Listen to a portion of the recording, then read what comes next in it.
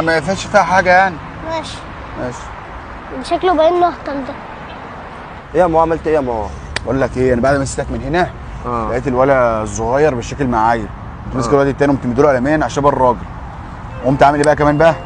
قمت جايب له حته فريسكا. بس بقول لك ايه؟ انت حبايه دي يا جدع مغلبانه يا جدع، بحبها قوي.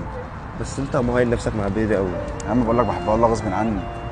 انت لو لازم تسال عليها شويه يا ماما، انت خاف يا انا ماما. جبت لها شوكولاته، اجيب لها حاجه تانيه ولا ايه؟ عايزك تجيب لها بوكيه ورد كده يا ماما.